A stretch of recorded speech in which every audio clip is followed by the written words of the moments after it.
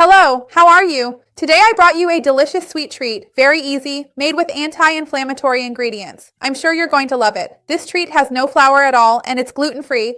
And as I mentioned, it uses ingredients that are naturally anti-inflammatory, very filling, and rich in fiber. You're going to love it. Stick around until the end because you won't want to miss this. Before we start this treat that has no added sugar, no milk, no dairy, and it's also vegan, so it's suitable for anyone who follows this type of diet. Let me know down below. Do you miss having a sweet or a dessert in your daily routine in the late afternoon? A lot of people mention this. Tell me if you have that sweet tooth sometimes or not. I would love to see your comment. Go ahead and like the video. That really helps me out here on the channel. And share it with anyone you know who would like it or who needs it. Let's expand our chain of kindness. To get the ingredients, just take a look at the description. I leave everything down below. So I'm going to use my food processor to blend some ingredients. If you don't have one, you can use a blender. We'll start by making a flour. So what I did was I grabbed what I had at home, a bit of walnuts and a bit of hazelnuts. These nuts are very interesting, especially walnuts, because walnuts are naturally rich in omega-3, which is a naturally anti-inflammatory fat. But we know that nuts, more broadly, are very helpful when it comes to controlling inflammation in the body because they contain healthy fats, vitamin E, which is a natural anti-inflammatory antioxidant, and fiber. So this helps improve the glycemic index of the meal and helps prevent insulin spikes, which, as we know, are inflammatory. Besides that, as I mentioned, they also have vitamin E, they also contain fiber, so they're very interesting from a broader nutritional perspective. Just a reminder, of course, if you want to substitute with peanuts, you can substitute with that. If you want to substitute with cashew nuts, what else would I use? Pistachios are trendy right now, right? What's more common in your city? Which city are you from? Tell me, which of these nuts is the most common in your city? Write it for me in the comments. I'm also going to add some seeds here. I did the same thing. I took a mix I had here with pumpkin seeds and sunflower seeds. These seeds are wonderful because they have magnesium, they have zinc, they contain fiber, and also vitamin E. So they really help with this as well.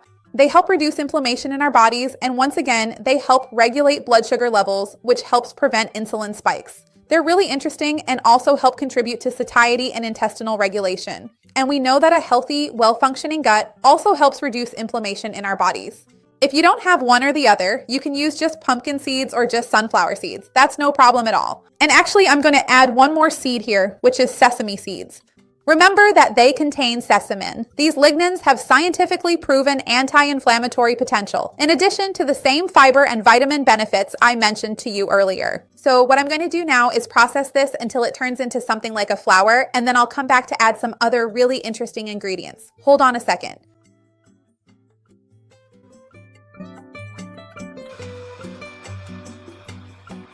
I've already blended it here, and it turned into something like this nut flour. I'm going to add a bit of turmeric here.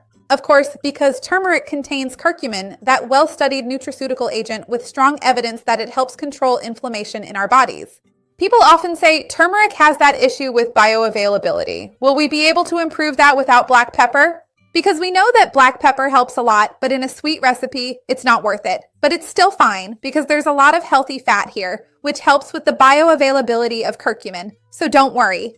And I'm also going to add cinnamon here, which contains cinnamaldehyde and polyphenols, both of which have anti-inflammatory potential. Besides that, as I mentioned before, it also helps improve insulin resistance by making insulin more effective.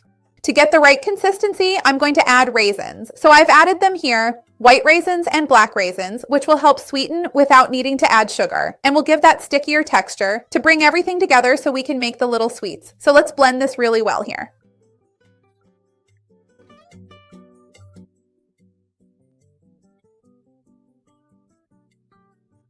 So look, I'm going to make the balls to show you. When we press it, it starts to get round, you see?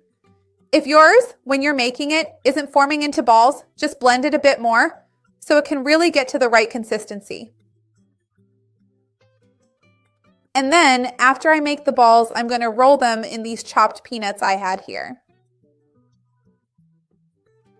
So I'll keep doing this, decorating, and once everything is ready, I'll come back here.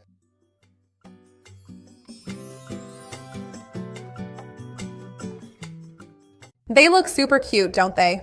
Tell me, what would you use to decorate them, or would you leave them plain? I'd love to see your comment. Now I'm going to try it. Remember to like the video because that really helps me out. And share it with someone who would enjoy it or who needs it. Let's spread this chain of kindness together. That's what I want with the channel. Let's try it.